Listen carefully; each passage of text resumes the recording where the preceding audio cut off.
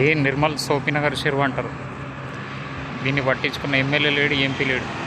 గుర్రపు లెక్క మొత్తం వచ్చింది చూడు వీడ. ఇక ఇష్టం వచ్చినట్టు వచ్చింది. ఇక అక్కడ కనిపిస్తుందా రవి హై స్కూల్, జూమ్ చేస్తే చూడు. ఇగో ఇగో రవి హై స్కూల్, ఇది రవి హై స్కూల్ బిల్డింగ్.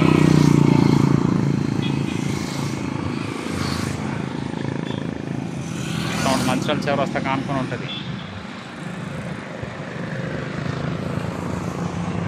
10 ఎకరాల్లో విస్తరించుకున్నదా.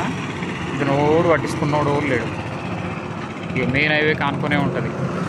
దుర్గంధం మీద వెళ్తుంది. ఎంత దరిద్రమైన వాసన వస్తుందంటే ముక్కు పుట్టలు అదిరిపోతాయి అన్నమాట. ఒక్కటి పట్టించుకోండి నాదురే ఉండడు చూడు. పోతున్నాయా బల్లన్నీ పోతున్నాయిగా.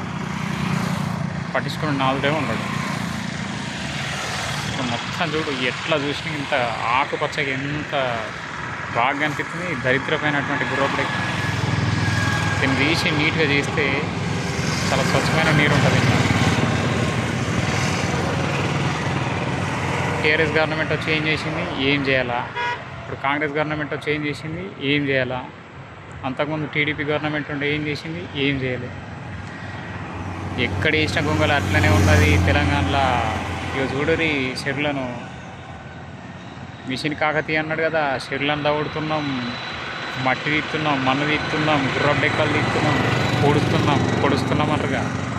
ఏడియానే ఉన్నాయి. ఎక్కడ వేసిన గొంగలు అక్కడనే ఉన్నాయి చూడరు గుర్రపు డెక్క. ఒక్కటి కాదు, 2 కాదు, దాదాపు ఒక 30 ఎకరాల్లో పెట్టి విస్తరించి ఉంటుంది ఈ చెరువు. సోపినగర్ చెరువు అంటారు దీన్ని. ఒకటి పట్టించుకున్నాడు ఎవ్వలేడు. చెప్పే ధైర్యం కూడా ఎవరికి ఉండదు.